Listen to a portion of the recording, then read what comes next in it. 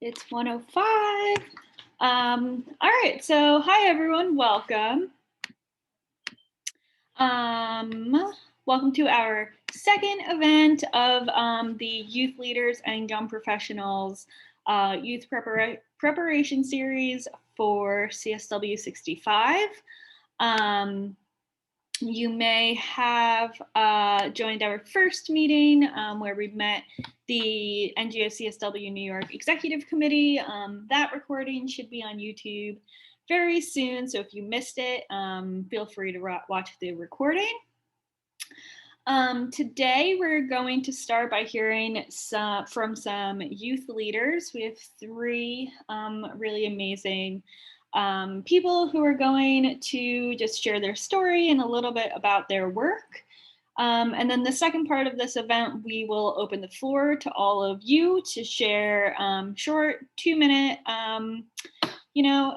whatever you want to share about your work, success stories, things like that. And we'll talk about that when the time comes. So I will hand it over to Safira or Saida to introduce our first speaker. Thank you, Devin. So I have the honor of introducing our first speaker today. So Almira Khalid from Canada will speak first. She is working with an organization called Girls 20, which is looking at young women on boards. And so Almira works as the engagement and advocacy coordinator at Girls 20, looking on advising on youth engagement, on boards and thinking about new ways to engage young people in campaigning and activism and communication and training leaders around governance and advocacy. So we'll ask Almira to share for 10 to 15 minutes about some of the amazing work that she is doing with Girls 20. So over to you, Almira. Hi, everyone. Thank you so much for the nice introduction. I do have a PowerPoint that I want to share because I know it can tend to get a little boring. So I'm going to go ahead and share my screen real quick and just give me a few seconds while I get myself situated. I'm going to do a portion of my screen.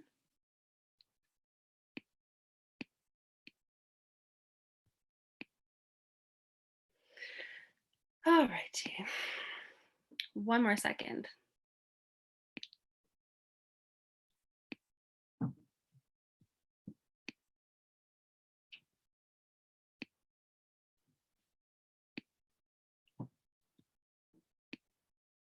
All right, can everyone see my screen clearly? We're good? Okay. So hi, everyone. My name is Almira, and I am the project coordinator in advocacy and engagement at Girls 20. I'm really excited to be here and talk a little bit about the work of Girls 20, and then kind of towards the end of the presentation, how you can get involved in governance. So before we do that, let's talk a little bit about Girls 20. Girls 20 places young women at the center of decision-making processes. So through our signature programs like the Global Summit and the Girls on Boards program, we make strategic investments in young women through education, training, building networks, and access to unparalleled opportunities, both at home and abroad. So we are a registered charity based in Toronto, but we do operate in 20+ countries around the world. We first launched in 2009 at the Clinton Global Initiative, and we do a lot of programming with young women. But with that being said, we also have a very large social media following. So if you're always looking for ways to get involved, I would actually recommend following us on our Twitter, our Instagram, our LinkedIn, and Facebook. And I'll be able to link the social media platforms towards the end of the presentation. So as I mentioned before, we do programming. So one of those programs is the Global Summit. So the Global Summit is when we choose 20+ young women around the world. They come together for a week of leadership training, social enterprise development, and mentoring by female leaders in both business and public sector. So then delegates are then able to contribute to the economic and social issues facing girls and women in their countries, to a communique that's then delivered to world leaders and advance the G20 summit. And they leave the summit with increased confidence, new skills, and a global network that will allow them to make changes as a community and as global advocates. So this past year, due to COVID, we hosted the summit online and had our international community be a part of our workshops and design jams. But it also proved as an opportunity for our delegates to learn the world of policy and policy writing. Advocacy is key to the work that we do. This past year, especially, we were able to get some delegates to meet their country's G20 representative and speak about the recommendations they came up with other young women around the world. So we also launched an online petition to get G20 leaders to include young women in a post-COVID-19 recovery, and we received over 800 signatures and over 40,000 views. And you might be wondering, why the G20? We engage with the G20 because it's actually one of the spaces that's missing the voices of young women. Our second program is the Girls on Boards program, and this is something that I'm going to kind of dive into and talk a little bit more about because, fun fact, before I started working at Girls 20, I actually was a part of their first cohort. So Girls on Boards was launched in 2017 for young women in Canada as of now, from 18 to 24. So 18 to 24 are young women in their early careers. So Girls on Boards addresses two issues related to young women and community leadership. So one is the lack of access to supported, meaningful, and effective leadership opportunities for young, diverse women. And the second is the minimal capacity of community boards to empower young women to serve on their boards. So we're working to change the status quo on boards while also building the capacity of the young women that we serve. It's really important to keep in mind that boards need young women and their lived experiences, and young women need the experience to be on board. So it's a very symbiotic relationship. I've had the opportunity to be a part of the first cohort of the program and learned a few things along the way that I'd like to share with you. And I also recognize that while in this program, we work as the middleman with young women and a community board, I'm here to tell you that anyone can join a board. So when we think of leadership, what is the first thing that comes to mind?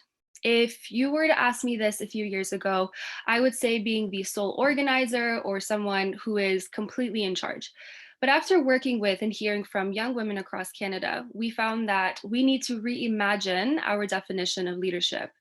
It needs to be one that is more inclusive. So a broader, more collaborative definition of leadership invites more people, perspectives, and skills to the table while also creating a space for others to flourish and work as a team.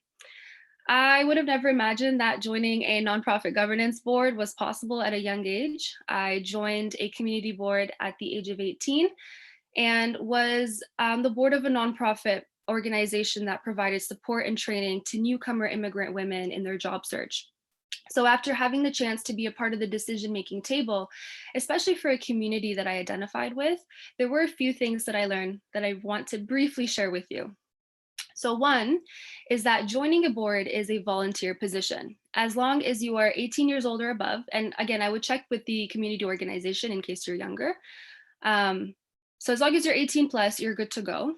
I always thought that I was too young to be in spaces of power and felt like I didn't have enough experience, but that was just my imposter syndrome kicking in because at the end of the day, leadership spaces like boards need fresh perspectives. It's, again, as I mentioned before, it's a symbiotic relationship. Your lived experiences are enough for you to take a seat at the table. You don't need to change how you look or change your voice to be taken seriously. You are enough to be in the room. And I think especially as young women and as young people, we kind of tend to forget that. You may be worried about speaking up or asking questions, but in my experience, it forces them to be cognizant about how they approach routine practices. A second point that I want to leave off with is that it's important to recognize that leadership spaces weren't designed by or for women, especially young women. In many cases, they were built on the explicit exclusion of BIPOC women, especially in Canada. There are systemic barriers that young women face when trying to enter leadership spaces, and the onus should not be on young women to demand change, but to the spaces of power that invite them. So it's not that young women aren't capable of having a seat at the table, it's rather that the table itself doesn't account for recognizing the experiences and the expertise of young women due to gender and age bias and institutional and systemic barriers. And the third point I'd like to leave you off with is that anyone can join a board. If you're interested in an organization and the work that they do, look into joining their board and take space within governance. The skills that you learn are going to expand just beyond on the board. You were going to learn a lot about finances. You're going to learn about budgeting, negotiating, and expanding your network. And learning those skills are stuff that I've actually used within my line of work, within school, within even my home life. So joining a board for me, especially at the age of 18, was something that changed my life, and it helped with my confidence. And I would recommend that if you are a young person, go ahead and do it. And I know we are pressed for time, so that is all the time that I have with you today about young girls 20 and girls on boards and just joining a board in general. But I have put all of Girls 20 social media, and I would encourage you to follow us to keep up to date on our programs and ways to get involved through our advocacy. If you have any questions, I'd be happy to answer them in the chat box, so feel free to send me a message. And I look forward to hearing what you all have to say.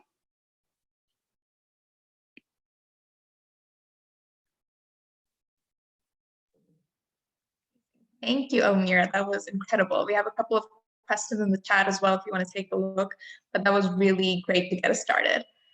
And now I have the pleasure of introducing Tizelle Lightborn, who is from the Bahamas and currently working at the Red Cross. Tizelle is a public health and mental health activist and one of my favorite people in the world. But Tizelle, the floor is yours. Thank you so much. I'm so glad to see you. We haven't seen each other in 2 years since Global Health Corps. Thank you for having me and inviting me. So I wanted to begin by saying that I guess up until this point, I never considered myself to be an activist. To be honest, I guess conversations around activism and being geared towards a particular areas never, I guess, really occurred to me. But I just always believed that if there's something that, you know, troubles your heart and you feel as though you have some sort of contribution to make to address it, then it's just important to use your voice for that purpose. And I feel as though over time, I have had to look at my experiences not as just things that have happened, but see how, I guess, my village and the different experiences I've had have like helped me to amplify my voice and let me know that I do have a place, you know, in this world and that I have something to contribute. So I guess I just want to speak from the point of thanking my village. I'm pretty sure everyone has heard of the phrase, it takes a village to raise a child. I don't really feel like I'm an adult. I just feel like I'm a 29-year-old child. So that's why I'm fine with using that term. And so first I want to give thanks to, I guess, my upbringing. So I went to an historically Black college called Philander Smith College. It's in Little Rock, Arkansas in the United States. I do feel like as far as activism goes, that's where I guess the passion to speak on things that trouble me and that I am deeply affected by, and that I guess other people in different spaces, whether it's in the United States, in the Caribbean, and around the world, I think that's where that was birthed. I also want to give thanks to my sorority, Alpha Kappa Alpha Sorority Incorporated. I felt like when I joined, I wanted to be a part of something that was greater than myself. But I do feel as though, even though I got the opportunity to experience sisterhood and, you know, strive for various goals, I do feel as though what they've put in me is the importance of recognizing that women's voices are important. I feel as though I'm in great company. The Vice President of the United States, Kamala Harris, who is not only a Black woman, but an Asian woman and a woman of Caribbean descent. She is also a member of the sorority. And so I feel as though I'm in wonderful company. And she is truly an advocate and someone I'm very proud of. Some of the advocacy I've done, as Saida has mentioned, I'm very passionate about mental health advocacy, especially in the Caribbean. Mental health challenges are something that everyone around the world faces, and yes, there are stigmas that are present universally, but I feel as though there's a unique challenge in the Caribbean, given different factors when it comes to slavery, being in a society whereby we may not be as focused on it as compared to other parts of the world. We're very focused on when it comes to tourism, but I think that that puts us in a very unique position as we're in COVID-19, whereby we can't have travelers. And so the majority of our workforce in the Bahamas has been impacted by this virus. And so there are a lot of people who are at home who are not able to work and they don't know how to cope. And what they may resort to are things like alcohol and maybe violence and things of that nature. And so I feel as though focusing on the area that I am from particularly makes me feel proud to be able to say, well, rather than focusing on one large group, this is my nation, I'm able to provide actionable and evidence-based solutions to them. I'm really grateful for Global Health Corps, and one of my friends had told me about it. I didn't think that I would be good enough, and it's so weird to hear it now since I've been in a space where I've applied, failed, applied again, and successfully completed the fellowship. No person is too great or too small to make a difference. And so I'm very grateful for that opportunity whereby they gave this space for us fellows to create an impact in different parts of the world. Following Global Health Corps, I was able to work with Mercy Corps on a major undertaking following the devastation caused by Hurricane Dorian. I was able to manage a program in water sanitation and hygiene. I feel as though as far as youth activism in that regard, I appreciate that that particular village, they trusted my insight to be able to provide safe drinking and cooking water to different healthcare facilities, to schools. At that point, I questioned my ability to contribute, even though I have a background in public health, but I appreciate that there were older people who saw the potential in me, and they trained me, they molded me to understand the inner workings of WASH, how we're able to serve people. And I think once that was done, I was able to add a passion of mine, which are vulnerable populations, and ensuring that people aren't overlooked regardless of their limited English speaking capacity, whether they are natives of the Bahamas or not.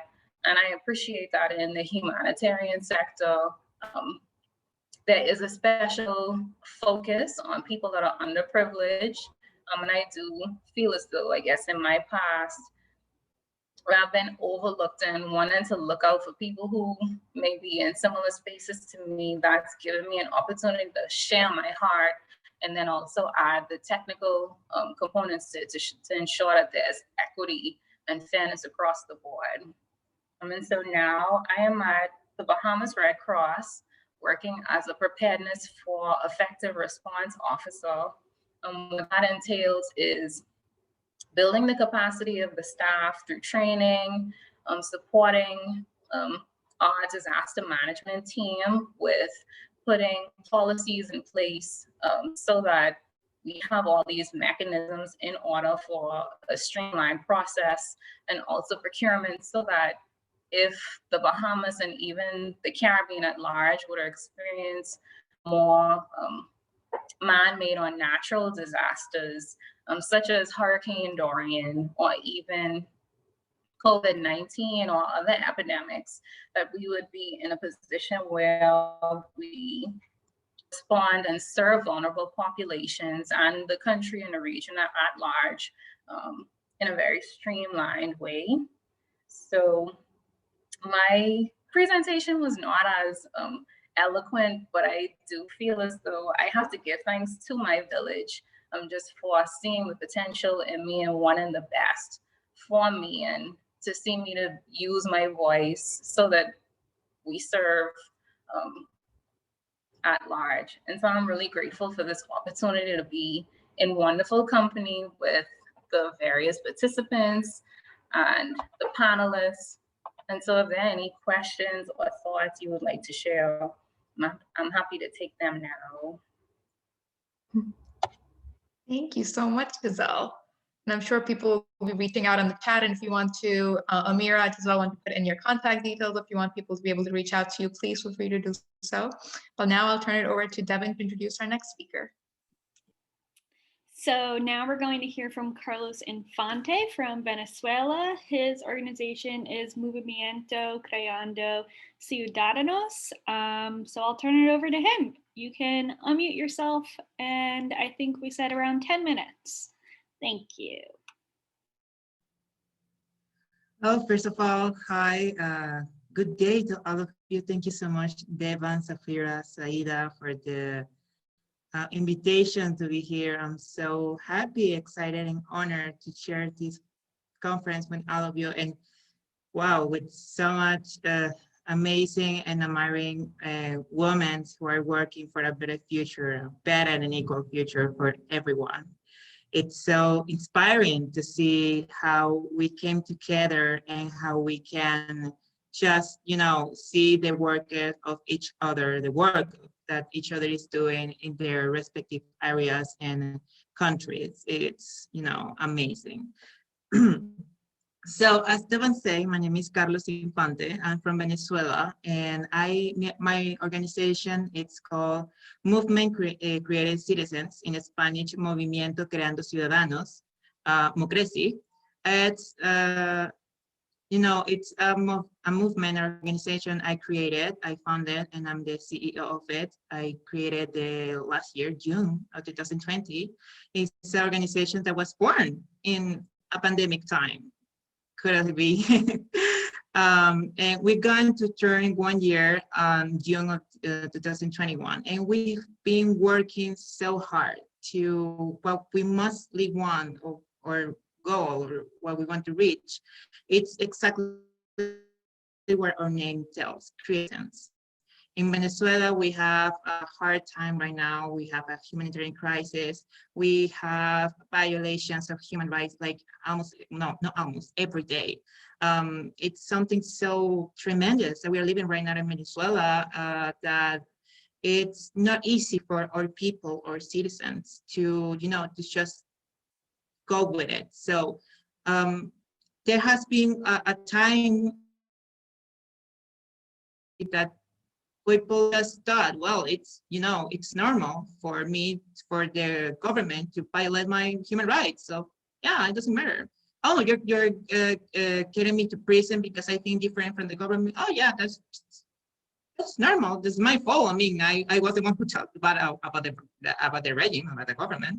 Oh, someone raped me and it was from the government and I won't get justice. And if I try to get justice, the victim will go to jail because it's someone from the government.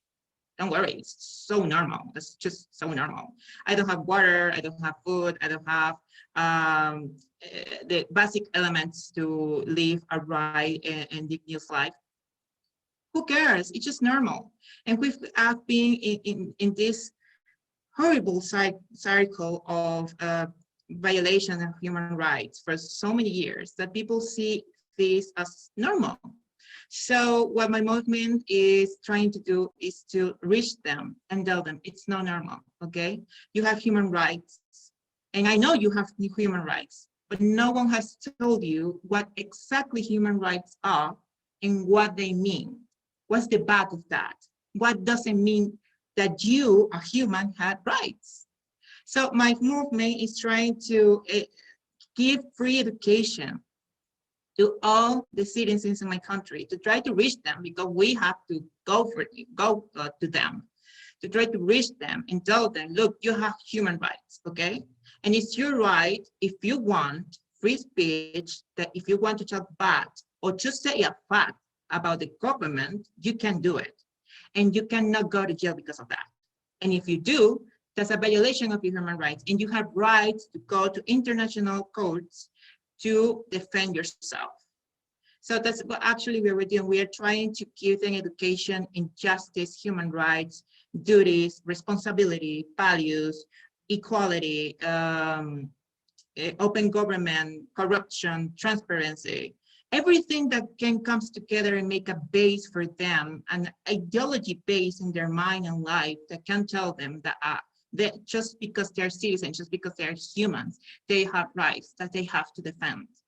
And that's exactly what we are doing right now in Venezuela, which is right now a kind of dangerous work because, you know, everything that can go against the government is a dangerous work. So being an activist, a human rights defender in Venezuela, is actually an act of bravery, an act of brave people, and an act of an heroic act. Just a few weeks ago, 5 activists and human rights defenders from the NGO Azul Positivo were detained and they go to jail. What's the crime? Helping people. They're an organization that help people with HIV, and they just go to jail just because they got funded by international organizations. That's all the crime. Get funded by international organization and help people with HIV. So 5 people right now are under arrest just because they're trying to help their own people. And unfortunately, right now we have come to our knowledge that they now have COVID-19 because they were in jail. Jails in Venezuela are very messy. They're just not controllable. Sanitary control, human rights are violated more in jails than outside the jails. And these 5 activists from Azul Positivo now have COVID-19. They don't let their families go see them. They don't let the families give them the food or clothes or hygiene materials. So it's a really hard time in Venezuela to make this work, but we do it because we think that if we don't do it, who will? The persecution has been so badly that a lot of people have preferred to just leave the country, to just run away, and we cannot blame them. But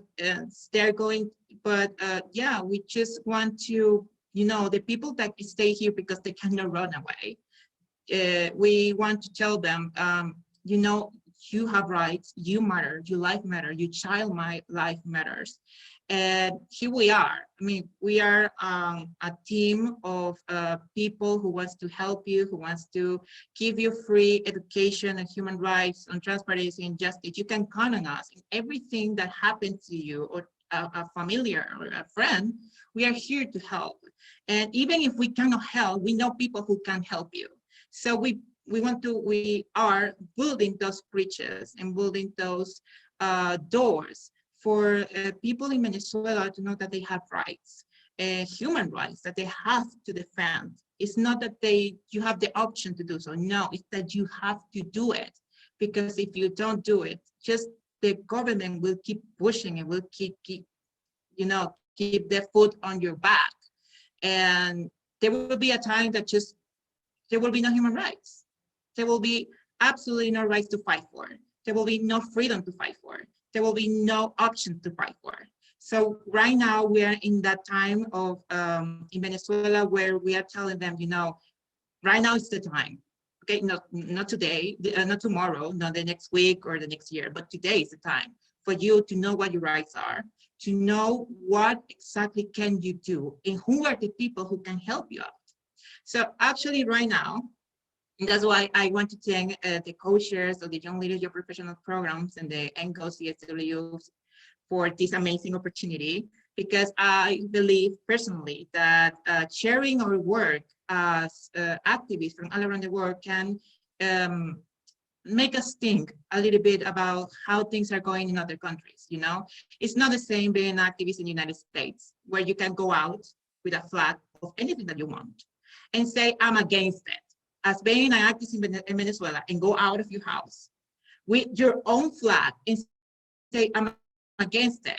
In the United States, nothing will happen to you. In Venezuela, probably they will chase you and they will kill you.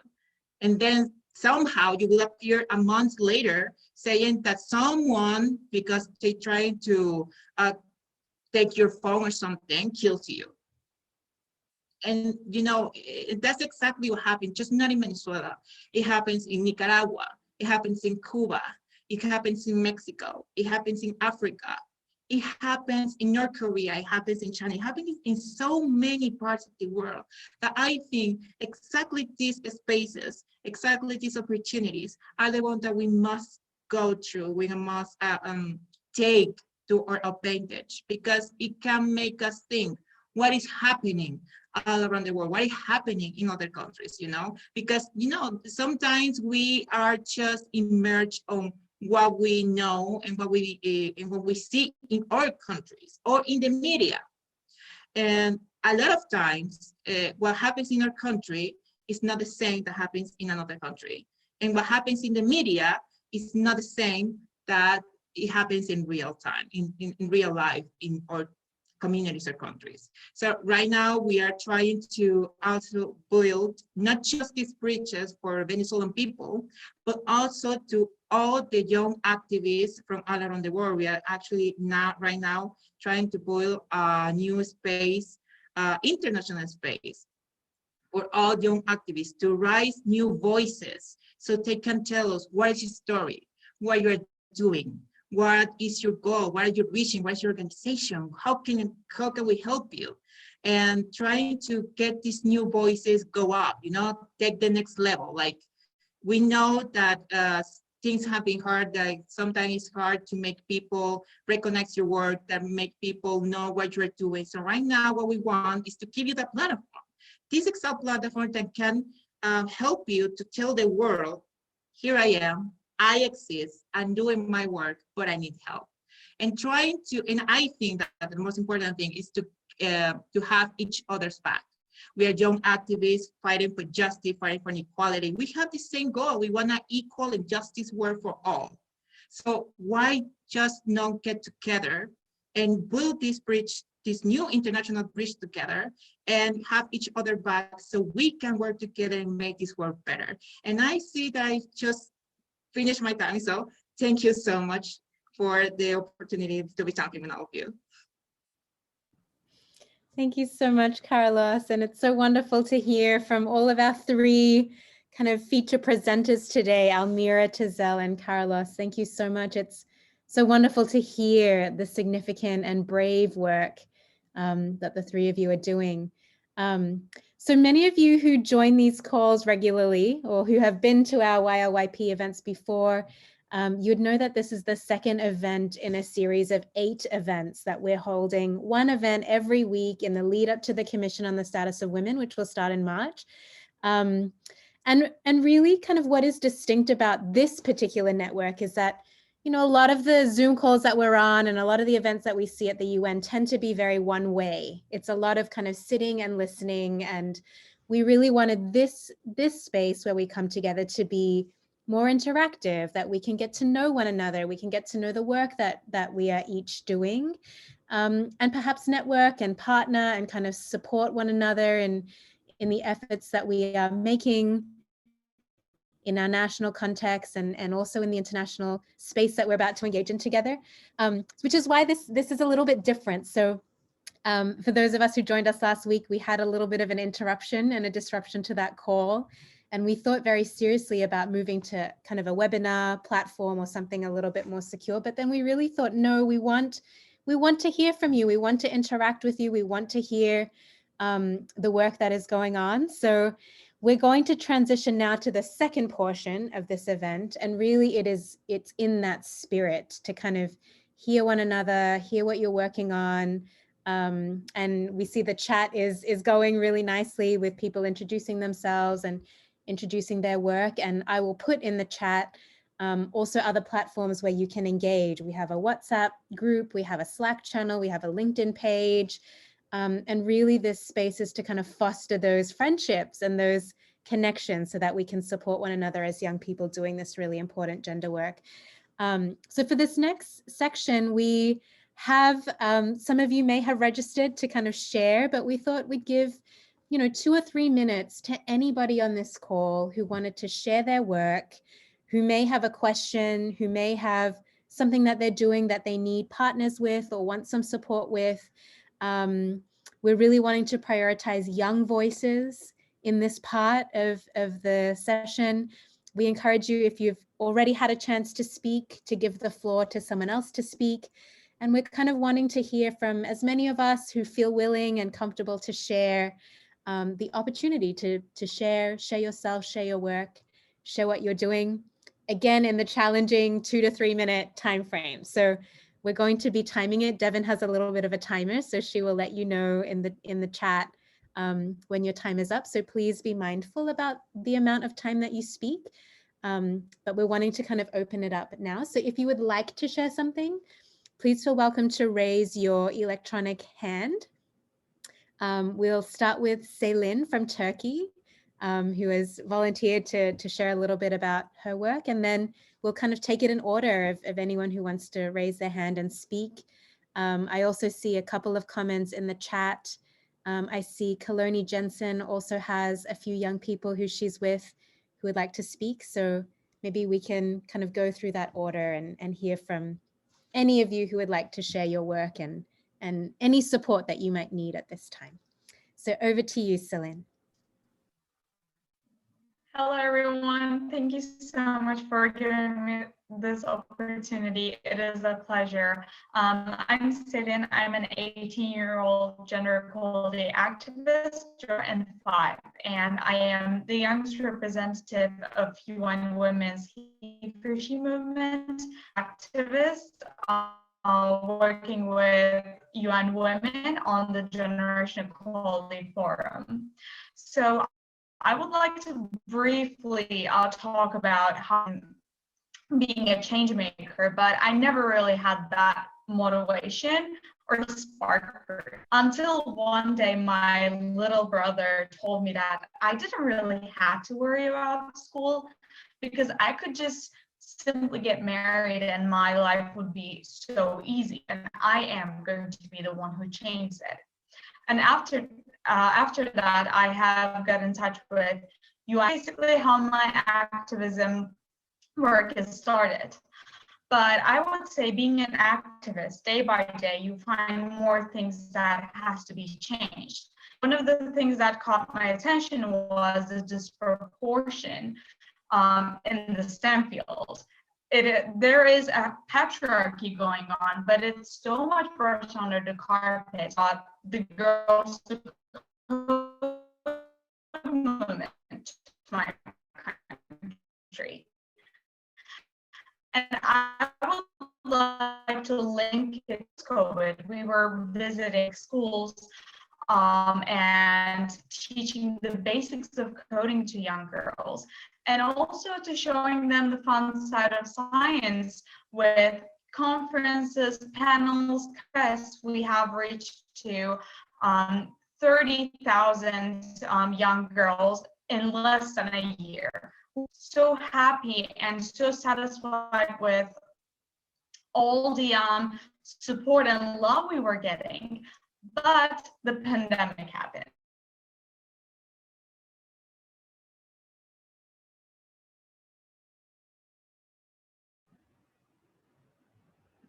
I think we might have lost Selin.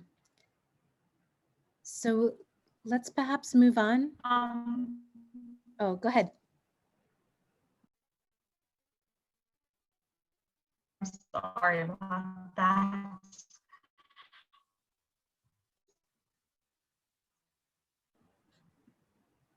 We might be having some technical difficulties, Celine. Apologies for that. Please feel free to put any more information you need to share with the group in the chat, and maybe we can come back to you as well. And next we have Shanae Osborne on the call. Shanae, would you like to unmute yourself and speak? Hi, everyone. Thank you so much for having us, and it's such a pleasure to see everybody. Yeah, so I'm a student representative with the International Federation of Social Workers, representing the UN. I'm also a UN intern at Fordham University, and these positions have offered me many opportunities to speak with many leaders in the field. And one of the things that I have been made aware of so much, not only personally, but globally, is all the various abuses that occur in the world. With one of those being the psychological, emotional, mental abuse. We constantly see the sexual, the female mutilation, things that are visible, but those that are not, the scars that are in our minds and our brains, and are so impactful in our lives, damaging. Those are the ones that I feel we need to speak up more on. So in my effort to make a difference, I participated in the International Council of Psychologists 78th conference, and I did a lightning talk. I called the Unseen Abuses, and I actually won an international award for my presentation. And this gave me the feeling that I'm going in the right direction. I have applied for a PhD program, hopefully, crossing my fingers that happens. But if not, I have realized through my internships and through being an IFSW representative that these are things that people want to hear about, people want to advocate towards, and that needs awareness, it needs a voice. So I'm really excited. I know that entering into social work, I thought I was going to be in the micro level. I've decided that the real policy changes occur at the macro level. So I will continue to do my work on the unseen abuses, concentrating on the psychological, mental, and emotional abuses. And hopefully there'll be more platforms like this where we can learn more from each other and speak. Thank you. Thank you so much, Shanae. So wonderful to hear what you're focusing on. I'll hand over to Sumaya.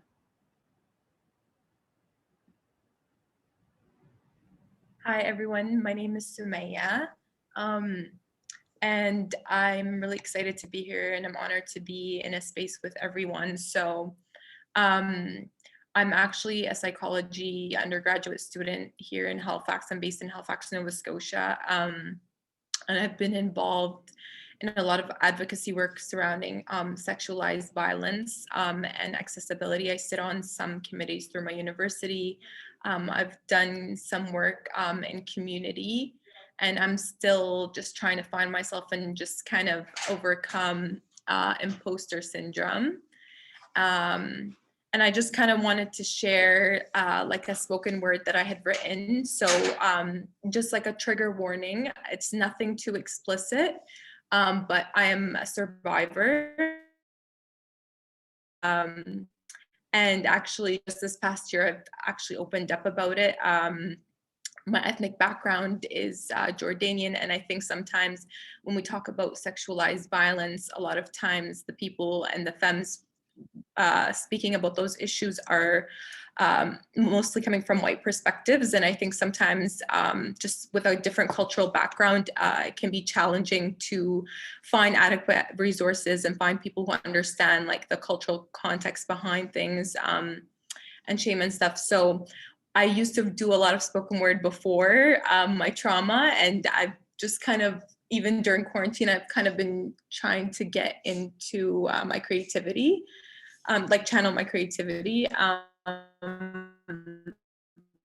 And I wrote this in December where I was super burnt out from advocacy work, and it was almost like me feeling like I wanted to quit and stuff. And it was during the 16 days of gender-based violence kind of campaign thing. So I'm just gonna go for it because I know I don't have that much time. So I'm a little nervous, so please no judgment. So yeah, so I'm listening to Taz has elicited me to write a spoken word I wrote down today about day 16 of of 16 days of activism against gender-based violence. Am I living out my purpose? The truth is no. Am I getting there? Absolutely. You see, I wrote this poem to describe how I feel. It's day 16 of 16 days of activism against gender-based violence, and I'm about to go on a spiel. Moral injury, oh, it's heavy, you see, sitting on a plateau wondering how I got here, barred from activism and advocacy. I lost myself, forgot myself, brought this on myself. They say apathy is boring. They don't understand the burden is soaring. Troublemaker, they used to call me a troublemaker when I was a youngster. It's day 16 of 16 days of activism. They say readjust her, adjust her. They say I adapt like a butterfly spin luster. Fly with your wings, but not to higher, the wax will melt. What are you trying to tell me? Police me without allowing me to express how I felt. The story is of a girl so tender. Surrender. They tell me to surrender. My pain, my hurt, shh. Silenced by your violence. No, no, no. I scream in agony, for you will not tell me to surrender. Gender, dismember. Your ideals, your thoughts, your beliefs. They tell me what to say, what to do, what to wear, how to dress, how to act, how to be, don't attract. Then tell me not to react. Do you see the impact? Divergence, emergence. I did not come this far to be a servant. Convergence is where I meet at the ocean's current, urgent, at a point where the elements of all that I am, determined to make it through like a phoenix, rising brand new, with a life I choose to rebirth, to live my purpose, encompassing all my being, striving to finish this class, inspired by Taz Alum as I wait for time to pass. This is the first time since I've written spoken word since June 2019. I think I got it working slowly as I daydream. It's time to let go of the fear so I can be serene. Obscene, it's been 4 months since I left everything behind to embark on this journey, inclined to find a peace of mind. And it just hit me that maybe, just maybe, I have finally aligned. And this is my first time ever sharing something like this in public. So thank you all for listening to me. Thank you, Sumaya. That was beautiful. That was powerful. And as someone who belongs to a similar culture, I'm from Pakistan, I know what strength it takes for a young woman to share herself and bear herself for all. So thank you for that. Next, we have Talija, and I'm sorry if I'm butchering the pronunciation of your name. Please feel free to correct me. You have the floor. It happens. Thank you. My name is actually Talia. I was wondering if I can share my screen for a quick second. Okay. So for, that is not the screen I wanted to share. There we go. Can everybody see the Relentless Resilience screen? Perfect. Thank you. Okay, so I want to say thank you for everybody for sharing their stories and their words, and thank you, Sumaya. You've given me a very tough act to follow, and I love your words and your poetry. So I am from Aura of Freedom. I am the research and policy analyst, and we created a parallel report. This is the report that started it all for the Beijing Plus 25. And we were going to present this at our event, but what we ended up doing, we had to adapt. So what I wanted to show is our website right here for anybody who's in high school or students, university or whatever. We break down what the Relentless Resilience is. We went from the report to a campaign and movement where we're teaching people about gender-based violence, the different types of gender-based violence, and where they can find resources and things like that. This is focused in Toronto, Canada, but we are looking for funding to stretch it out. So for example, we break down the different types of violence, as I mentioned. Anytime internet. All right. So for each of these different types of violences, we break down the definitions. And there's also PDFs that you're able to download for your students or anything like that. We also have webinars and events here if you would like to look into it. And for one specific thing, I wanted to show this. So when we wrote the report, we broke down gender-based violence and how it affects each of the SDGs. this is, while our report focused on Toronto, Canada and interviewed frontline workers, our breakdown of the SDGs actually went throughout all of Canada. And we broke down how these SDGs can't be achieved until we end GBV, or gender-based violence. All right. And another thing about our campaign that Sumaya actually reminded me about is that we have a section where we show our, here we go, survivor stories. So our campaign is giving, is basically a celebration of grassroots and survivors. We have grassroots accounts from the front line. We also have actually survivor poetry. So for survivors who've experienced gender-based violence, we have their stories right here, or even their poetry, as you can see right here in Contemplations and Rebuilding. So that is what I wanted to share for today. Thank you. And I'm now going to stop sharing. I will drop the link in the chat if anybody is interested. Please do. That's fantastic. Thank you so much for that amazing work. I'll now hand over to Erica. You have the floor. Thank you. Hello, everyone. My name is Erica Yamada. I'm a young feminist and human rights activist born and raised in Mexico. I have been involved in many agendas for girls and women's rights for 6 years now. I have worked in many rural and indigenous communities in the mountains of Guerrero and Oaxaca, and I am currently part of the Women Deliver 2020 class. I also work in the non-governmental organization Gender Equality, Citizenship, Work and Family. It's in Spanish, it's Equidad de Género, Ciudadanía, Trabajo y Familia. Our organization promotes and advocates for the sexual and reproductive health and rights of women and youth through DDCER, which is a network for sexual and reproductive rights in Mexico that has presence in 10 states.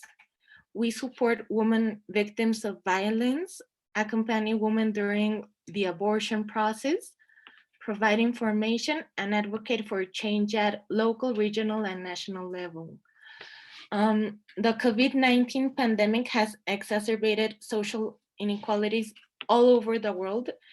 It had impacts on sexual and reproductive health and rights, such as a lack of attention and access to services, particularly affecting girls, youth, and women. In addition, cases of violence against women increased significantly in all states of Mexico. Thus, during 2020, we have accompanied and channeled approximately 400 cases of gender-based violence against women and 1,500 cases of abortion.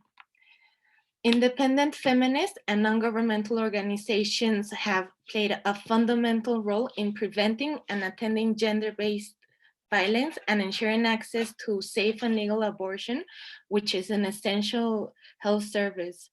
So I'm just here to say that it is necessary to keep prioritizing these issues, making them visible, and advocating for a more just and equal society for everyone. Thank you. Thank you, Erica. And as someone who used to work at Women Deliver, awesome to meet another young leader. Great to see you here. And now we can pass on the floor to Mafunse. And apologies if I'm mispronouncing your name.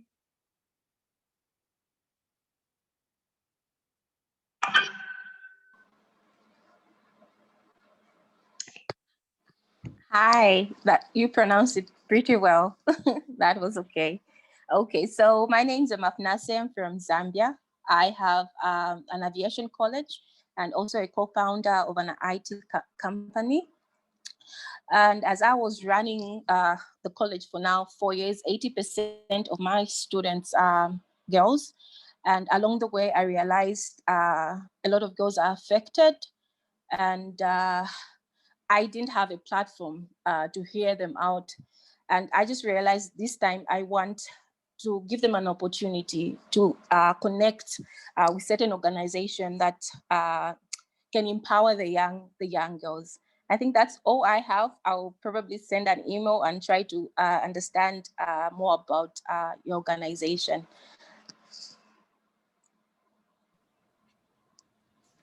Wonderful. Thank you so much. Just a reminder, if you've already spoken, you can lower your hand so it's clearer to see who hasn't had a chance to speak yet. But I'll hand over to Kaloni Jensen. The floor is yours.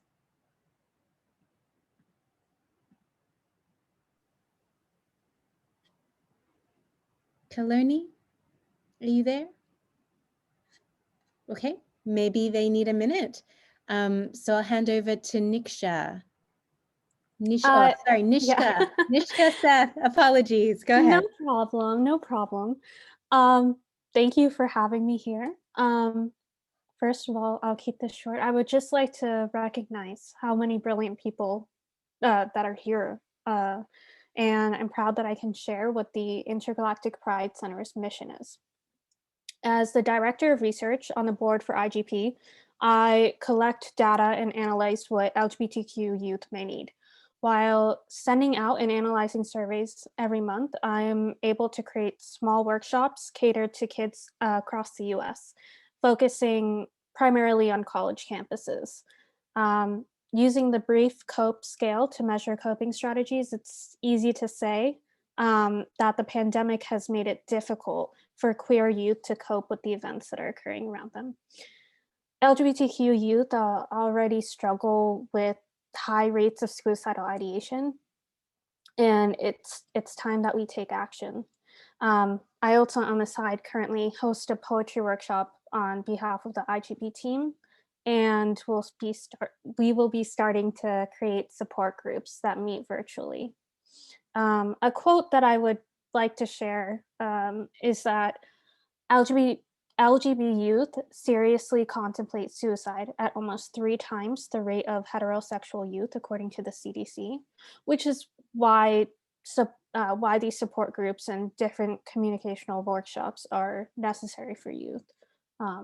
Focusing on policies is quite obvious that specific school policies are in place in some states. However, they aren't really enforced, meaning that nobody is held accountable for their negative actions.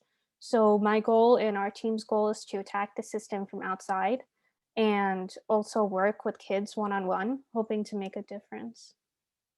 Yeah, thank you. Thank you so much for sharing. Maybe we can revert back to Kaloni. You can hear us and you can have the floor to speak. Okay, thank you. Sorry, we at the school are jumping between 2 different computers, one for audio and one for video. No problem, the floor is yours. Okay, thank you. I am going to pull up really quick and try to share with you my screen really fast. So my name is Kaylani, and I work at Emmett High School, but I'm doing my master's degree at NNU for social work, and I've been volunteering with Big Ocean Women, which is an international nonprofit organization on behalf of women. And so I'm just going to share with you really fast. Big Ocean is kind of who sent us here, and then I reached out to a couple of my students here at the high school, and we have some 2-minute presentations coming up here. So I'm just going to find the, oh, I don't want to stop the screen. Sorry. Where is the share screen button? Is it in the, where is share screen? Is it in view? Along the bottom of the toolbar.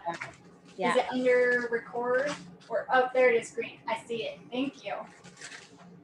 Okay, so this is Big Ocean Women. And so like I said, it's a maternal feminist organization that is international. So we have a global sisterhood and do work to help advocate on the behalf of women and women's rights issues. The internet is a little slow here. So I'm not going to read any of our details here, just to zoom through so that we can get onto my students here at the school. But we have our 12 tenets, and so these talk about different areas that are important to us as an organization and how we as women, we have an intuitive compass, and we can speak and act with integrity. This one here is our tenet for next month, and is absolutely one of my favorites, is tenet 6. It's that we are each unique and innately worthy of respect. And I feel like that really fits with the gender equality argument that we have value, and as women, we are so precious and so prized that it's something that should be recognized and respected throughout the globe. And so that's some work that we do at the grassroots level in different countries to be able to educate women and to be able to work on law and policy and try to make changes at the grassroots level that are able to then impact globally and the world. So I can put the Big Ocean Women information in here, but I am going to go ahead and sign off as me and flip my camera over to my first student. So Jenny is going to give us her presentation first. So I'm going to stop screen sharing here. Stop sharing. Okay, can you guys see Jenny? Mm-hmm. Yeah, they can. Yes. Okay, perfect. You're good, Jenny. Okay, so hello everyone. My name is Jennifer Neal and I'm the captain of my high school, Emmett High School debate team. And I'm very honored to be speaking with everyone today to express my perspective on gender equality as an American youth. So to start, it's been projected that the world will not reach gender equality for 130 years optimistically. And I will remind everyone that in my country, the United States, the right to vote for women was only established 100 years ago. And even then, this amendment only granted suffrage to white women, just 2/3 of American women total. And we must remember that gender equality and women's rights is an intersectional issue. So all American women didn't actually have the right to vote until the 1980s when the Voting Rights Act was amended to prohibit all forms of discrimination. In fact, all American women still don't have the right to vote. Puerto Ricans remain unrepresented in their own federal government, in the US federal government. For a supposed first world country, we are not as progressive as we claim to be. Similar issues can be found in countries all over the world in all different stages of development. Another issue facing the women of the earth is transphobia. When discussing women's rights, the discussion is incomplete without including the epidemic of violence against transgender women. Transgender women are over 4 times as likely to be the victim of a hate crime than any other group in America. 2020 alone saw the deadliest year for transgender women on record. More than 1 in 4 trans people have faced violence-driven assaults, and I have seen this own violence in my own school against my own trans friends. This is unacceptable.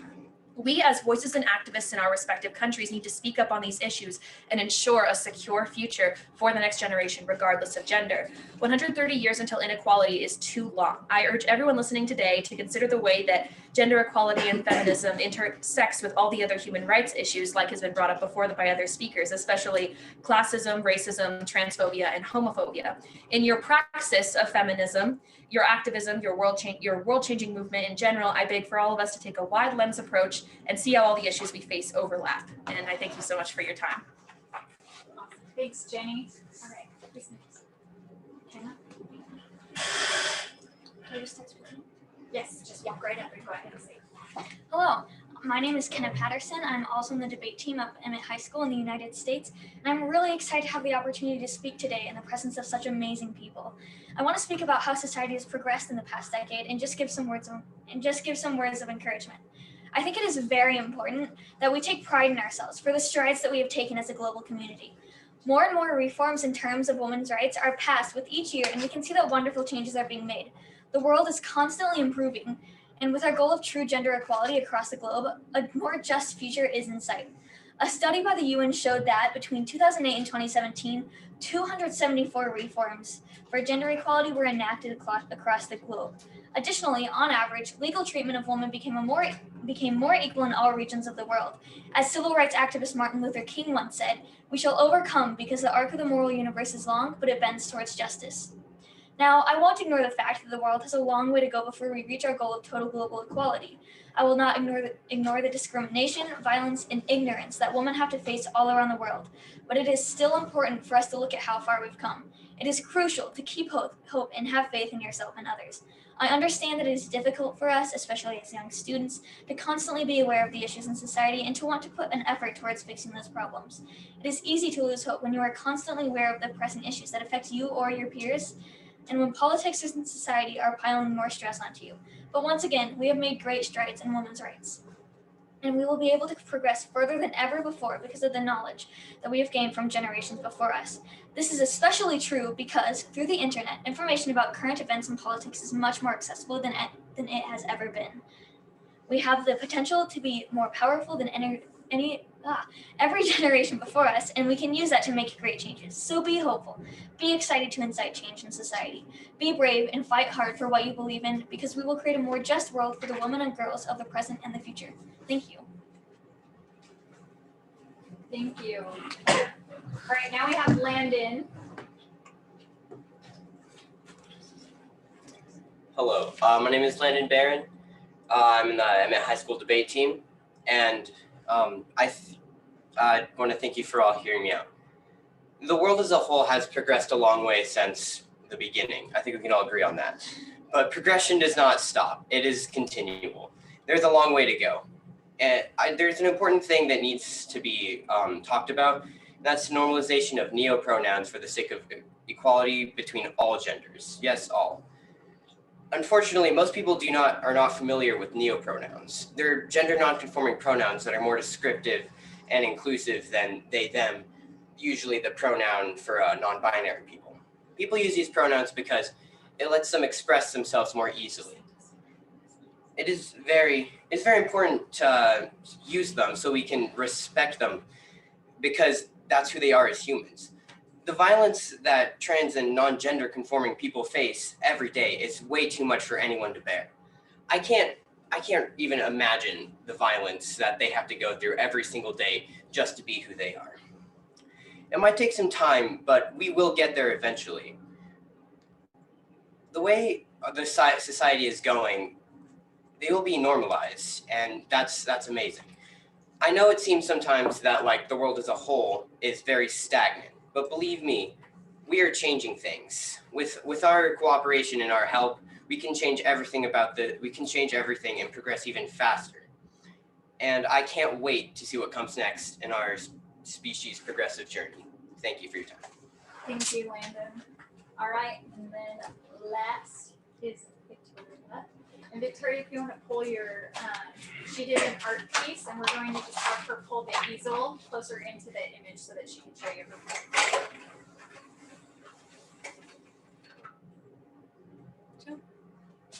Yeah. Okay. Kenna, can you adjust the camera just a hair so that it shows her picture just a little? Thank you. Perfect. Okay, so hi, I'm Victoria Massey from Emmett High School. This is a drawing I've done titled Anna. Her arrows represent arrows that I felt in Her arrows represent an arrow I felt pass through my own voice box at a young age. As I stepped onto the field, I would soon call my greatest passion. The arrows of my male counterpart filled my body and left scars of self-deprecation and hate. My beloved sport that could only be played on the soccer field was surrounded by young, impressionable men that didn't quite understand the tears they left in a young woman's heart. Luckily, my passion only grew. Similarly to how men feel the expression of their emotion makes them less of a man, young women my age would drop out of their beloved sports and in fear of seeming more manly and unattractive. I chose a different path. Many strenuous supplementary hours of practice were required for my male teammates to even look at passing me the ball I so craved for. Years elapsed before the sweet taste of teamwork touched my spirit. The moment I knew I'd made an impact was when my teammates were placed in a line. The captain of our team had to pick players to be on his own miniature team for a small game. My heart pounded, and the feeling of despair from being picked last washed over my mind like a tidal wave. But I had grown, and he had realized how valuable my skills were regardless of my gender. His long finger extended in my direction, and my heart and mind felt elated in the idea that I was going to get picked first for the first time, and many times after. Although some say the difference between men and women may be trivial and inconsequential, as a young woman in society, I felt the world's standards pull me down like weights chained to my ankles in a raging sea. I'm a woman who can rip the chains from my legs and emerge successful, and I implore many women to do the same. Do not place societal standards you do not believe in on yourself. Learn to go stronger from them and learn to prove them wrong. Thank you. Thank you. Thank you so much. Yeah, thank you for allowing the students of Emmett High School to present with you today. Thank you. Thank you to all of you for your polished presentations and the arts. I would like to now hand over to Alexandria. Let's go ahead. Thank you so much. I represent an organization in Orange County, California. We're called Live to Free, and we're actually a campus club that works with youth in our community to build relationships with them and talk to them about anti-human trafficking. So as you may or may not know, Orange County is a bit of a hotspot for labor trafficking specifically because there's so much tourism and so many immigrants coming from all different varieties of countries around the world. So what we do at Live to Free, we take college students and we train them in what human trafficking is and what it looks like. And then we turn that around and we build relationships with high school students and youth groups and all kinds of youth in our community, because what we believe is that we're cutting human trafficking off at the pass by reaching out to youth and by educating them and building relationships. We really believe that it is all about relationships and it's about education. So I just wanted to share and give you all some encouragement that the youth are engaging with the issue and they're advocating for themselves and for their peers, and that as you build relationships and you build that network of support, it really is making a difference as students learn about the issues and they learn about what to look for even in their own lives and the lives of people around them. We are making a dent in this really horrifying crisis, right? So I wanted to encourage all of you and just say that if you would like to reach out to Live to Free, we do online presentations, or if you're in the Orange County or Southern California area, we also do in-person presentations. And you can reach out to us. I'll put my email in the chat and you can connect with me. And if you have any questions, feel free to reach out. But we love working with youth and young adults. And I'm really thankful for the opportunity to share. So thank you so much. Thank you so much, Alexandria. That was great. And next, we can pass on the floor to Tanu Singh. Thank you. Thank you. Hi, everyone. I am here to share my story. I grew up in the slums of Mumbai. Our home was 7 feet by 10 feet and no running water in the house. My walk to school was approximately 20 minutes one way, and my father was the only earning member in the family. Despite all the challenges, he educated my elder sister, younger brother, and me. Currently, I am a law student. My name is Tanu. I am a change maker with Kurne Foundation Pehchan Initiative. It was only at 19 years old when I volunteered to be a part of a role play Pehchan was hosting at a night school, when I realized how conditioned I was to accept gender roles as the norms. I was only there to perform my part. I never thought this would turn into a life lesson for me. The students in the class were boys between the ages of 14 to 18 years old. After the role play, the class was open for discussion, and I heard these young boys say things like, "She deserved to get raped if she wears clothes like that. Women are supposed to take care of the house. She should not have gone out at night. What did she expect? I expect my sister to get me the glass of water. She has to learn how to serve her husband." I could not take any more, and I started sobbing and left the room. This is when I first realized that a bias against women is real. I realized how thankful I am for my father who never imposed sanctions on my education. I started to understand he had to manage his freedom he gave me by imposing sanctions on what I could wear out and when I needed to be home. I began noticing, despite my father raising such independent women, my mother does not own any decision-making power. I still have to take permission from my father, even my mother gives the permission. my mom is still expected to take care of the house first, and so much more. I believe the resolution begins from our home. It starts through several open, honest, courageous conversations. Today, I am contributing in my younger brother's growth in becoming a man who can redefine society's expectations of men and women. I hope you begin the conversations in your homes too. Thank you so much for this opportunity. What an incredible story. Thank you so much, Tanu, for sharing your personal story. I would like to hand over to Fahitza Kessa. Hi, thank you so much for welcoming me. I work for United Alliance of Colored People.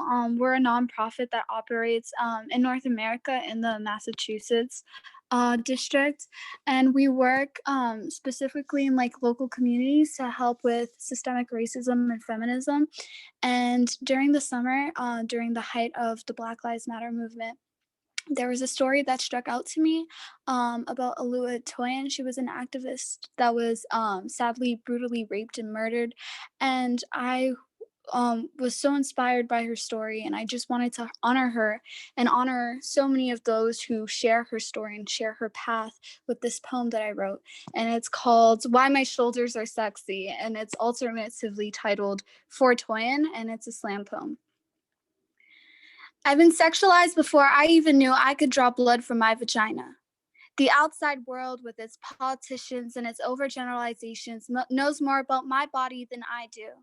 See, when sex is synonymous with sin and you are seen as Eden in an apple farm, how dare you wear that short mini skirt and that low-cut tank if you did not want and did not ask for the gaping glares of your male peers? See, the one thing that society hates more than a bitch is the loud one. So shut your mouth and look pretty. Have my babies. Let me whisper you sweet nothings under the darkened shade like an ungodly serpent on this great big oak. Why would you report it if he claimed it was consensual? See, the one thing that society hates more than a bitch is a lying one. So no, I don't believe you when you said you didn't want it. When you slipped those tight jeans on your ass, your voluptuous curves did the talking for you. How could you have expected him to hear you under the gaping glares of your male peers? How could you have expected him to hear you under your cacophony of discomfort and constant no's, under the deafness that came with the tearing of your clothes? Shut the fuck up. Haven't you learned? The one thing that society hates more than a rapist is its victims. When silence is your opponent's greatest weapon, how dare you defy it and scream? Why did you have to scream? Well, I screamed because he was my family member. I screamed because he was my boss. I screamed because he was my friend. I screamed because he was my partner. I screamed because he was a guy I met at a party. I screamed because he was my mentor. I screamed until my lungs gave out and I realized that blood could ooze from me out of places that wasn't my vagina, and that my screaming would never be heard because he was a good guy whose future would be ruined, who could go on to join the Supreme Court, who could go on to be the captain of the swim team, who could go on to be anything but a rapist. As if my bruised body could not compare to his bright future. I screamed until I realized a caged bird would only ever hear the sound of her own metallic vibrations. Because the one thing that society likes most in a silent sea of injustice is the constant screaming upon its deaf ears. Well, that's it. Thank you. Thank you for sharing, Fatiza. That was really powerful. I'd like to now invite Seema Rajput to speak. Hello, everybody.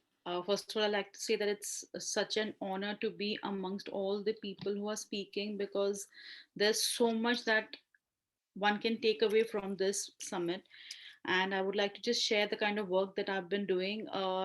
I'm from India, and I have an organization called Divinity Serves.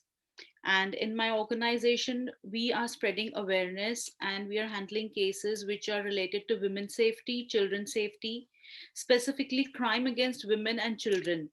Because in India, there is a lot of social stigma that is attached to sexual harassment against women.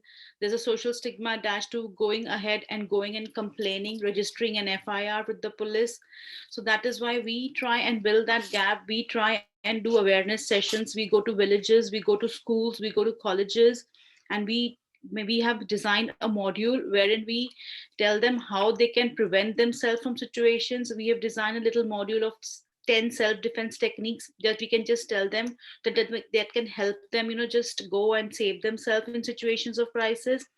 We also go with the police to them in civil uniforms, so that the children or the victims are there who are scared to go to the police station to file a complaint can actually file a complaint during our sessions. And we would like to take this module across to various other places, because I feel in today's world it is very important that the women, the children who are victims, they are given the strength, the confidence to stand up and raise a voice and tell about the crime that has taken place, tell about the pain that they are going through, because until and unless one doesn't come up and speak about it, help cannot be provided.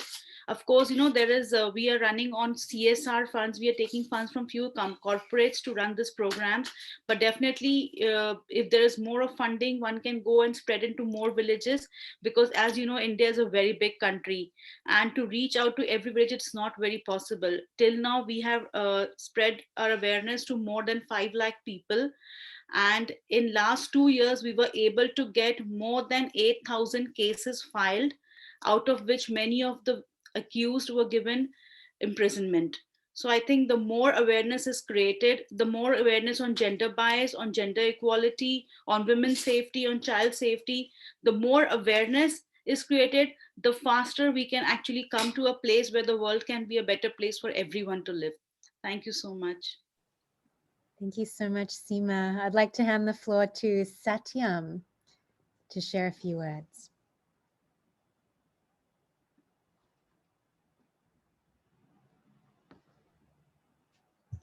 Hello, everybody. My name is Satyam. I am from India. The organization where I come from, it's called Kudne Foundation. And so there's an initiative of Kudne Foundation which is called Pehchan, which aims at bridging the gap between the public and the private sectors of education that exists. So apart from being an education-based project, we do many things for the society. That also includes gender sensitization, sex education. So I am from a government school. Basically, when I was in school, many of the institutions used to come in the school, and they used to distribute sanitary napkins in the school, and that was really a big secret for all the girls who used to study in the school, and that was not known by any of the boys, because at that time, and still was like one of the funny things, that people coming in the school and distributing sanitary napkins. And at that time, I did not know, okay, it's such a big deal that, making fun of the girls who are wearing sanitary napkins. And as I grew up and as I got to know more about these things, I started realizing how bad I was, doing that. So initially, when I came in this project, I've grown with this project, and I started in this project as a participant, as a beneficiary, and today I am training to be a youth advisor in this project.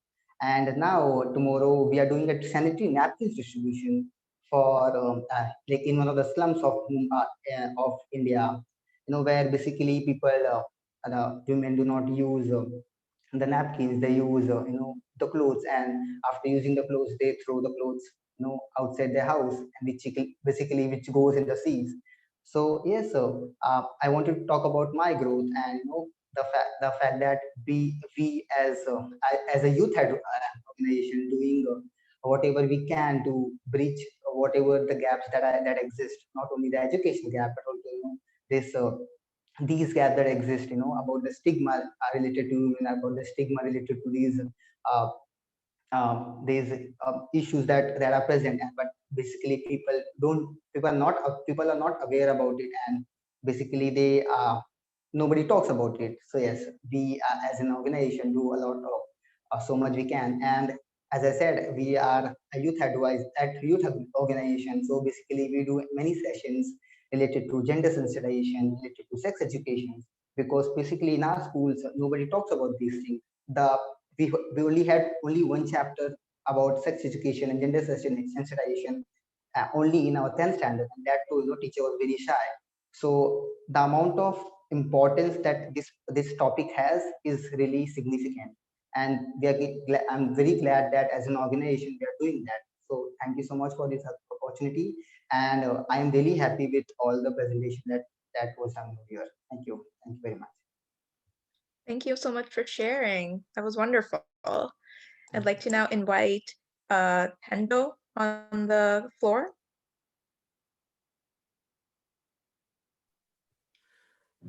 Good evening, everyone, or good afternoon for some of you who are in a totally different time zone. So my name is Tando Kumete. I am a feminist educator, speaker, and advocate. I'm also a human rights lawyer, and I'm part of our country's national gender machinery. I'm from the country of South Africa, which is right at the bottom of the African continent. I'm also the host of our country's first feminist television show, which aired in December of last year, or rather November and throughout December of last year. And you can catch the episodes online. It's called It's a Feminist Thing. The episodes are available on YouTube. And I mean, it was a huge landmark for us to be able to get that kind of content on TV, especially because South Africa is actually deemed to be the most unequal society in the world. And in my country, women and girls are more likely to be murdered than to get a job, more likely to be raped than to live out the rest of their lives peacefully. So in particular, women and queer people and people living with disabilities and children in South Africa really have a hard time. And as a result of that, I was then inspired to start something called Mteto Search Engine. In fact, the real story is that a friend of mine was gang raped when she was in high school. And the whole thing kind of was caught on camera, and it kind of went viral among my peers. And with my different life experiences and with my passion for social justice and for innovation, I then decided that I was going to do something about it, because in fact, 246 million children around the world experience gender-based violence around schools, you know? And in South Africa specifically, 20% of our school children experience gender-based violence at schools. And about 10% are raped. 10% of girls are raped while they're at school. So Mteto Search Engine is a mobile application technology that uses big data and artificial intelligence to try and prevent and adequately respond to incidences of school-related gender-based violence. And we have so far won 4 international awards from the Hague Institute of Innovation in Law. We've also won some awards and some accolades or recognition from the Royal Academy of Engineering in the United Kingdom. And I went to go present there recently. And unfortunately, we were supposed to go to Ghana as well last year, but yeah, pandemic. So we are currently in the beginning stages of running a pilot that's going to start off in South Africa as well as a few regions around the world.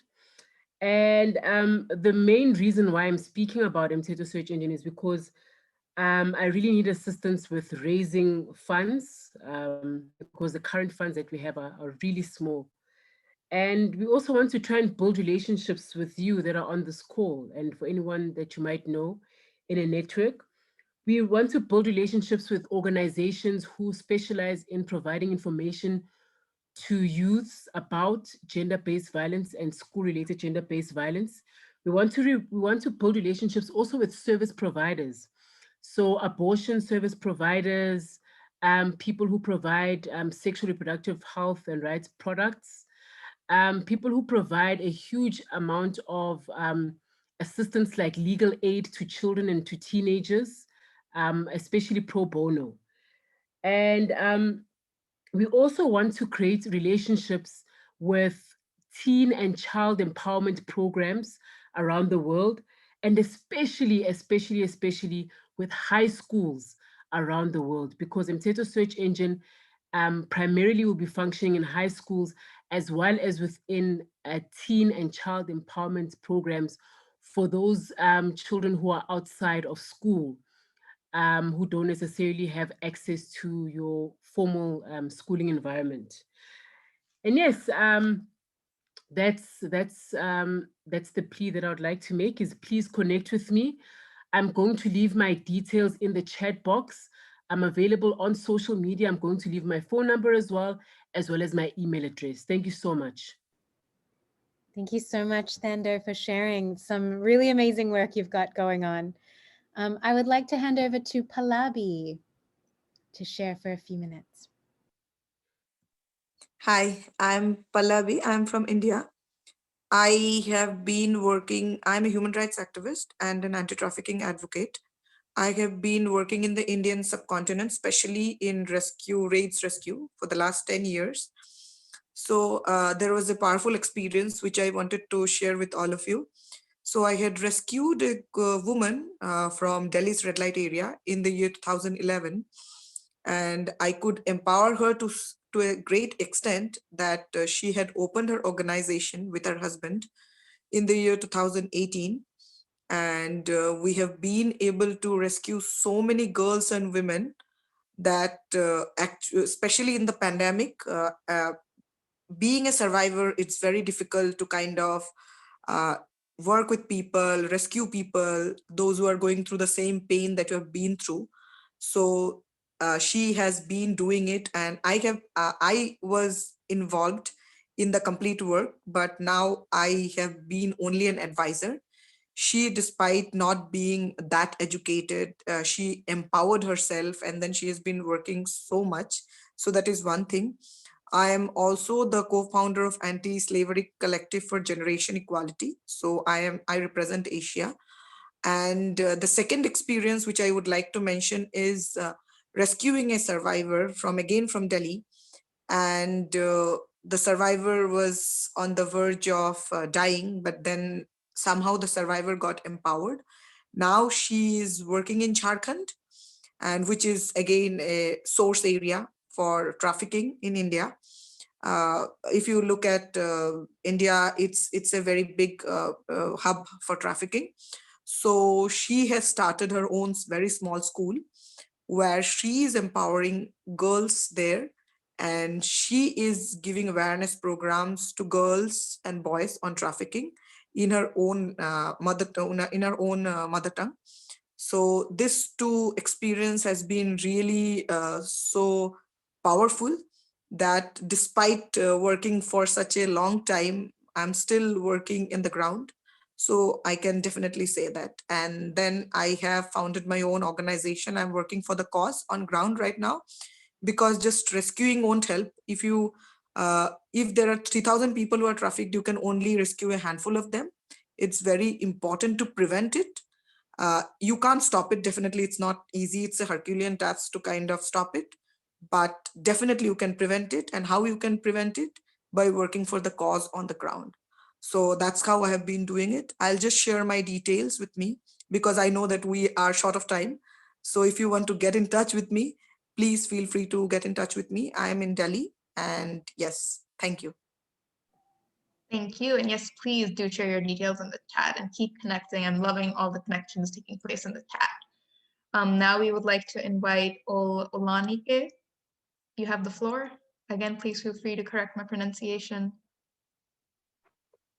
Thank you very much. Hi, everyone. My name is Olanike, and I'm the founder of Teenage Network, a non-profit that facilitates access to quality education for adolescents in Nigeria. 1 in 5 out of school children in the world resides in Nigeria, and more than 60% of them are girls, with the highest percentage of them being senior secondary school age girls. So as an intervention to solve this problem, I came up with the School in My Community initiative, which provides opportunity for both in and out of school adolescent girls to acquire essential skills needed to take up leadership roles in the 21st century.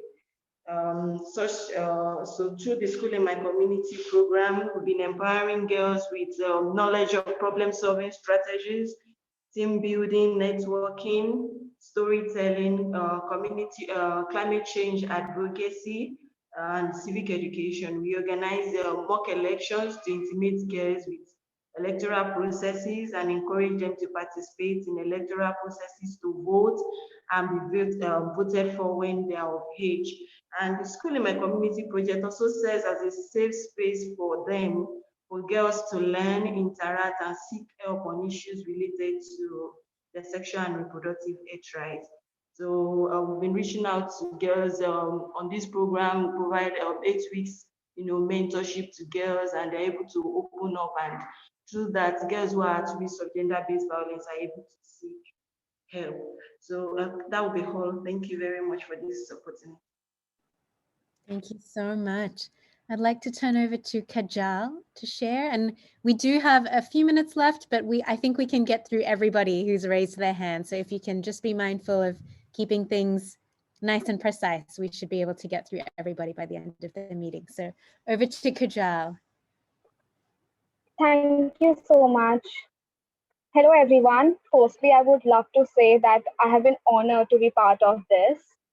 I'm Changemaker Kajal. I work with non-profit organization named Kurne Foundation in India. It is youth-to-youth organization. We work towards to bridge the gap between different sections of society, creating unique friendships and find out our own true identity.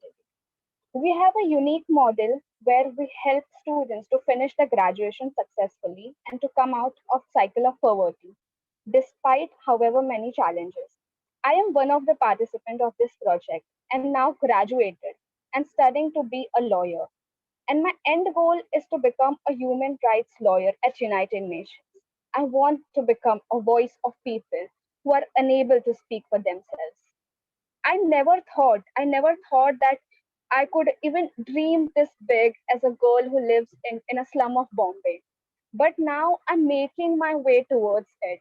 It was only and only possible because one person, our trustee of Kurne Foundation, believed that we are capable of doing it and we can come out of poverty. And now here we have so many people working towards the same objective. So I'm very positive that we will be able to bring a positive change. If you have any question about our organization, please feel free to reach out to us. I'm sharing my details in the chat box. Thank you. Thank you, Kajal, for sharing that. Really appreciate it. I'd now like to invite Estera to the floor. Hello. Thank you everyone for having me. My name is Estera Borska and I am a longtime agent of change for women and for disparate communities. I live somewhere in the intersection of policy, mental health, and law. I'm a neuroscience mental health expert and licensed professional. I also done a lot of policy work and some work with the UN, but my main passion in life is to break generational curses of trauma and to help people kind of see outside the despaired place they might have been born into. And so one of my passions is really to work with women as well. And I have an international women's league that I run, and it's a community of women. And I would like to share with you guys something I presented at the UN a few years ago. And it's a story stitch and spoken word on women as agents of change. Women as agents of change. I stand here before you, humbled for the opportunity to speak, as I don't see myself as an artist or a poet, but the inspiration of the many who I hold dear pushed me to stand here before you, hoping to hold back the tears. I have so much passion to talk about women and their strength. I hold their untold stories deep in my chest. And the many years in the helping field, I work with little girls, young women, and mothers whose laughter still ring in my ears. I saw strength beyond measure and bravery beyond belief. For instance, and a foster mother who learned how to comfort a 5-year-old boy who lost his parents. He was all alone without a soul in the world. This woman sat on the floor holding this boy in her lap all hours of the night while he screamed and cried and cried. He struggled for many years, but she never gave up on him and helped him conquer all of his fears. Even when she was diagnosed with breast cancer, she didn't let him go. She said, "He needs me. God told me so." She inspired many young women, including her niece, who at 13 years old decided she didn't want to live. So many young women struggle with their self-image. This young girl missed way too much school to avoid being bullied. Girls teased her because she didn't have the latest school sneakers or the newest red lipstick. Her immigrant parents worked 3 jobs just to get by. So when her aunt heard her niece was suicidal, cutting her wrist with a scalpel, she rushed to her side. She talked to her about the beauty of life and how she would give anything for the cancer to subside. The teenage girl wept and felt silly. For the first time, she felt she was living. She decided to be a doctor to help women like her aunt. She was inspired to live, to make a difference this time. One soul at a time, women inspire each other through and through. The inspiration women give to each other is like a fountain of spring water. It flows and flows, refreshing all souls. Women, as agents of change, only exist in the plural form. We depend on each other. Our steps are connected. Our stories entwined. Our experiences are more alike than we would like. Women learn to laugh through the pain. It's fake, they say. That's okay. Laugh anyway. Laugh therapy is a real thing. And the good words of the great Maya Angelou, the laughter of women sets fire to the halls of injustice. The false evidence burns to a beautiful white lightness. It rattles the chambers of Congress and forces the windows right open. I think it's to let the laughter of women inside.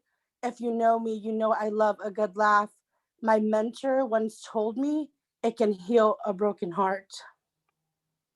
Laughter, the device that keeps you moving no matter the strife.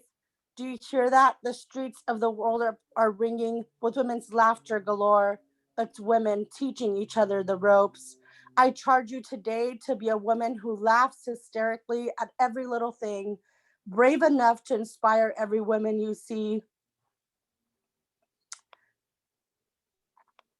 Pretty women wonder where my secret lies. I'm cute, but I'm not built to fit a fashion model size. But when I start to tell them, they think I'm telling lies. I say, it's in the reach of my arms, the span of my hips, the stride of my step, the curl of my lips. I'm a woman, phenomenally phenomenal woman. That's me. So I hope you guys enjoyed that. And yeah, my work revolves around women and just disparate communities in general. And I'm working on some global projects. One of the biggest things I see in the global work that we do is that there isn't enough funding for us to do the work on the ground we want to do in different parts of the world. Right now, I'm working on a project with refugee women in Brazil. So I'll put my contact info if anyone wants to get involved. But I'm starting an organization called Teach, Train, Transform to be able to generate that funding through the different training courses that we'll be doing along with some colleagues. So that it allows some of the proceeds to go to on the ground projects to really be able to help disparate communities and women specifically. So if any of you are interested in kind of joining my efforts, I'd be happy to have you. And thank you for hearing me out. Thank you so much. Thank you for the work you're doing and the poetry. It was beautiful. I'd like to hand over to Swara to share a few words. Hello, thank you very much for having me here. I am Swara. I am a senior change maker at Kudne Foundation's Pehchan Bridging the Gap initiative. I grew up in a very strong matriarchal family. My mother earns more than my father, and thus she raised two very strong independent daughters. Therefore, when I was growing up, I never saw or witnessed any incidents of injustice amongst women because I never had that kind of an atmosphere around me at home. However, when I stepped out of college, when I saw people, when I heard people, I saw stories of my female friends telling me how they're not valued as much as their brothers at home, how their parents tell them that they wish they had a boy instead of her. And it really breaks my heart to hear stories like this. Like I said, I volunteer at Kudne Foundation's Pehchan initiative, and even there, we have participants who speak about how their fathers tear books of their female children because, according to them, girls shouldn't get educated. How girls are forced to marry at a young age because, again, according to them, that is all they are meant to do on this planet Earth. That is exactly what we're fighting against. That is exactly we do not want to encourage anymore in our cities, in our countries, in our world. So we at Goodness Foundation are encouraging every woman out there to believe in themselves, to not consider themselves less than, and to grow and become whatever they want to become without being burdened by the society. We are going to be talking more about what we do and elaborating on all our areas of service during our presentation on the 18th of March. So I look forward to having all of you at the NGO CSW's virtual forum platform on the 18th of March and listening about what we do at Kurne Foundation. My team is sharing our details in the chat box, and you all can definitely connect with us on our social media platforms. Thank you. Wonderful. Thank you. I'm looking forward to your event at CSW Virtual Platform. Amazing. Thank you very much.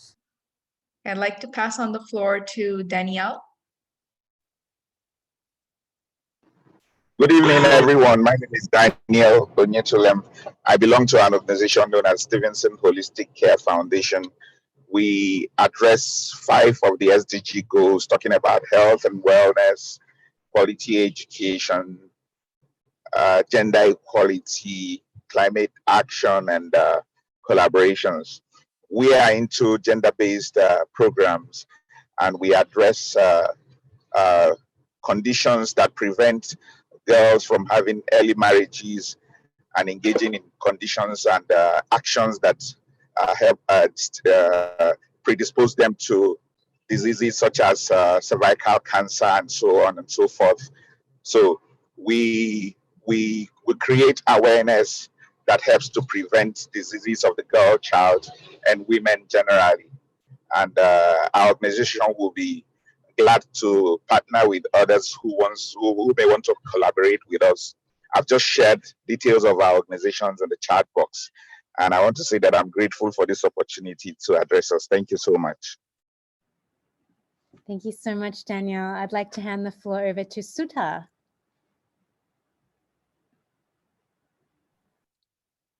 Hello, everyone. I hope you all can hear me. Okay. Thank you so much. I mean, so many moving stories, and I'm really glad that I'm able to share this platform together. So I'll be mindful for the time, 2 minutes. And I'm Sudha. I am public policy researcher, and I work on gender and education policies. I believe that education is the most important thing first for women, especially to know themselves and know their things and their broader horizons. So for education, I mean, it is something you can do nationally as well as internationally. So I joined Graduate Women International many years ago, and this is a 100-year-old organization empowering women and girls through lifelong education. The thing I believe is women needs to be everywhere the decisions are made. And also I'm privileged that I had really good education, and I'm in a position that I can raise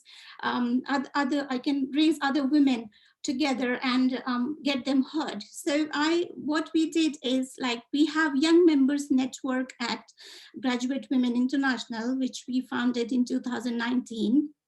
And we have members from 52 countries. So there we share our problems, we share, and I'm connecting them to board to be heard and advocated. Especially we work for education, so this is something which I'm really proud to be leading. And one more thing I want to share is, like, many of us believe, be a rainbow in someone else's cloud. And that's my motto to work. And I'm really, really proud to to be privileged for that. Because of the pandemic, we are really confined in our places. But what we have done is that through webinars, we are connected together. We had been sharing our skills through peer-to-peer networking, and we had been on WhatsApp group, which is excellent working at the moment. We can reach to anyone in any country through WhatsApp and share our things, share our programs. Even today, I shared this thing to other members to join in the series. So I'm really grateful that we have this platform, and really listening to NGO CSW series, preparing youth for future generation to be empowered, and especially women. If I may share my screen, I've just created one acrostic on education, which I will just go through quickly. Share. Is anyone able to see this? Okay, so education, the most powerful tool to know. During the pandemic, this thing has changed, and we are in a very unique situation. There we need to know our rights to curb the digital divide. It's not only poor and rich, it is also women and men. It is also boys and girls. So this digital divide inequality needs to be challenged, especially in COVID-19 generation, where I have seen even in a developed country. I'm based in London, and I see here as well that there is a really huge gap. Girls getting those opportunities which boys get. So I'm thankful that I have been able to share my thoughts here. Thank you, Safira. Thank you very much, everyone, for listening. Education, education, education. Love it. Thank you so much.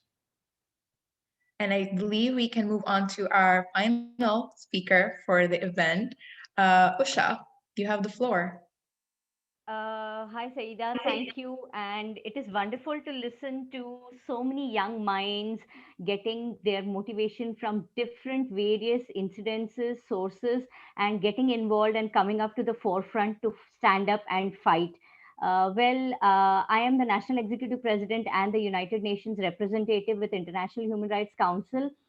It is one of the world's leading independent organizations dedicated to defending and protecting human rights. And this is especially by focusing international attention where human rights are violated. We give voice for the oppressed and hold oppressors accountable for their crimes. So we were also talking about, I think, pardon me if I'm spelling it wrong, Thunda was the one who was talking about pro bono expertise. So we have a nationwide network which offers quick response and pro bono expertise to those who have little or no access, especially to the justice system. And today I am especially very excited because I've been following the CSW since 2017 when I first visited the UN and personally attended the CSW 61. Ever since, I've been wanting to put up a statement and get it through. And I'm very happy to mention that this year, among the 146 NGO written statements, which are now available on the CSW website, my statement on behalf of International Human Rights Council is also there. So basically, it's also about what our vision is. I am involved a lot, especially after 2014, with skilling and economic empowerment of women. And IHRC is on a mission to uproot disparities among women by following 5 important dimensions of female empowerment and opportunity, mainly based on the findings of UNIFEM concerning global patterns of inequality between men and women in order of priority, as mentioned below. That is, the first is you provide women with an educational attainment opportunity. You then give them an economic opportunity after the skilling that is done. That helps them participate in the economy, and that automatically leads to health and well-being on a higher level, beginning from their homes, their families, their communities, and gradually going up to their societies and spreading nationwide. That's how they can get an opportunity to be involved in political empowerment. So our vision is huge, and I really look forward to CSW 65, and I'm looking forward to be able to speak there, and that's like a big achievement for me on behalf of my organization. So very good to connect with all of you. Thank you so much for the opportunity to listening to me, and I will put my details on the chat. We also associate with other organizations because we are globally present in, of course, in Africa, in Canada, in Dubai, in Asia Pacific, and in the US. So anybody interested or keen can write to me, connect with me, and get associated. Thank you so much, friends. Have a lovely evening. It's almost past midnight here in India, and it was good to hear from so many of you. And all the best to everybody. Thank you so much. And that puts us right on time. We got through everybody. Thank you all for sharing. I did want to say next week we will be meeting, but it will be at a different time. It will be at 8 p.m. EST, and we'll be looking at effective youth advocacy in the international fora. And we have a few of our youth partners who will be hosting that event. Wanted to highlight for many of you who are doing such excellent work that there are five $5,000 grants available. So hopefully you've all seen the application for those grants. The deadline is the 1st of March. If you haven't seen it, you can join one of the platforms and connect, and you'll see the criteria, but we really hope that your work can continue to advance. So we have 5 of these grants of $5,000 that will be made available to you. You'll see links that have been posted in the chat.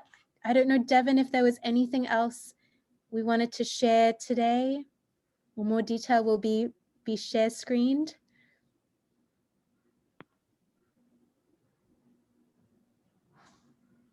Sorry, I'm muted. Okay, I don't think so. I'm going to share my screen with the links so you can all see them and write them down if you really want to engage right this second. And I'll keep this up as we're all saying goodbye and hopping off as well. But the links are also in the chat too. Perfect. Thank you so much, Devin. But yes, keep an eye out for those awards, that application criteria, and for our event next week. And we really hope to continue getting to know you and sharing and supporting one another over these next few weeks before we engage with the Commission on the Status of Women. And thank you all to our speakers and everybody who shared about incredible work today. So we'll see you next week. Thank you so much, everyone. My dear, the details are available on the social media platforms that you have mentioned about the awards. Yes, exactly. And you'll see on this share screen, it says Young Feminist Awards. Yes. On the website, you will see all of the details and the criteria. So definitely make the most of that opportunity to get some funding. Sure. Thank you. Are the words the same as scholarships? Sorry, say that again. The Young Feminist Awards, is it the same as the scholarship? No, so they'll be separate. Go ahead, Okay, is there any info on the scholarships? Is it on the website as well? Devin, do you want to speak to this? I'm not sure what you mean by the scholarships. So I think she was saying that there's $5,000 that you guys will be awarding to a few people. Yeah, what's the criteria for that? Yeah, so everything is on the website, all the criteria, all the information. Okay, great. Thank you. Yep. All right, I think if we don't have any more questions, we'll end there. All right. Thank you all so much. Have a good afternoon, evening, or morning. Morning. In India, it's morning. Wonderful. Okay. Thank you so much, everyone. Thank you very much. Bye. Bye-bye. Thank you so much. Bye-bye. Bye-bye. Stay well. Bye, everyone. Bye. Bye, everyone.